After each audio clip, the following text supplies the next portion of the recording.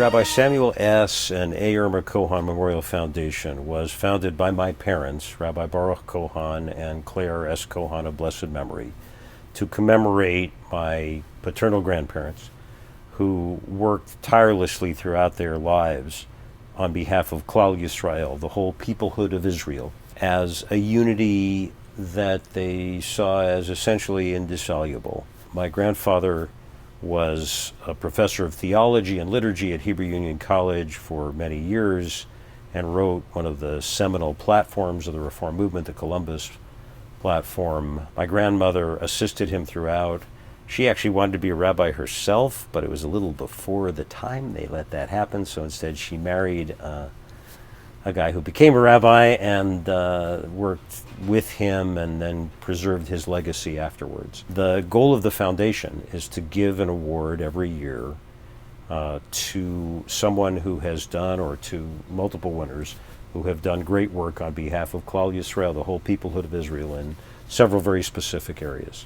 And we have a board, and we make that determination based on nominations.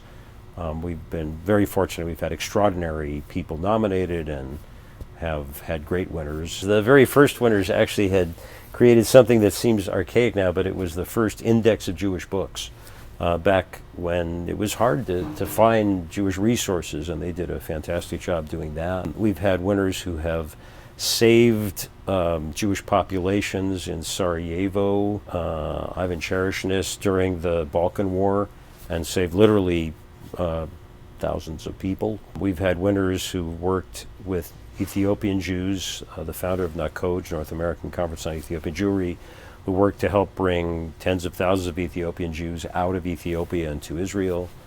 Henry Sapoznik, who helped revive klezmer music and has had a very important role.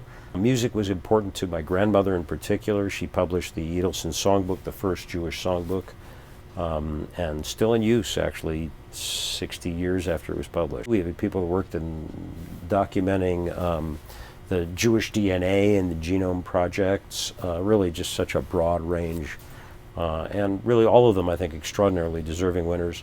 Last year, I think the one that stands out the most for me from last year was a guy named Eric Levitz, who created in Jerusalem a place for Jews to recover from alcohol and drug addictions, and did so in a non-denominational way. It's funny, it's called the AZ House, which sounds like Arizona, but it's not. It was just A to Z, people from all across the range of areas. Founders of Pardes Institute for Jewish Studies, which helps people connect to Jewish learning from every background, from ultra-Orthodox to completely secular. So really a lot of really fantastic people. We're really proud to be able to bestow the award this year on Joshua M. Green and Matthew Lazar. Joshua in the area of education and information. It could have been creative arts, but really that's the area that he's done such extraordinary work in not least because of this book, Unstoppable, about Siggy Wilzig.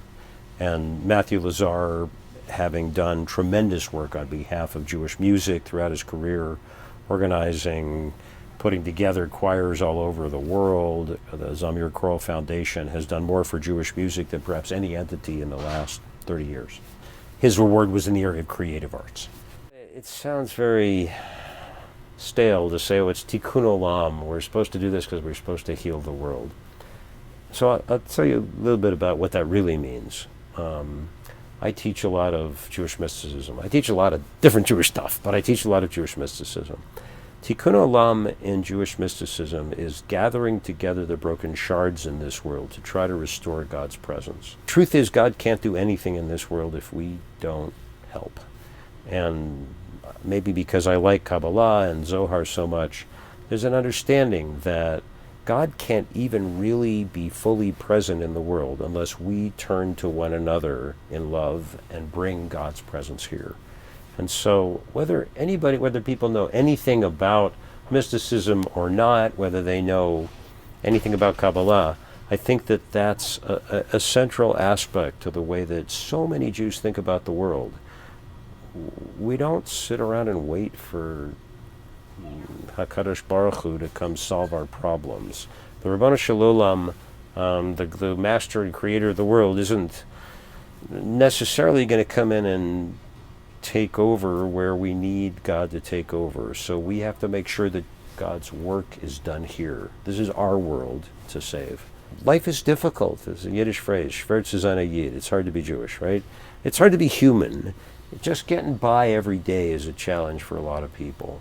But for those who are blessed with the capacity to help others and make a difference, well, for Jews it seems just absolutely essential that they do so. And I think the best of those people are the kinds of people that win the Cohon Award.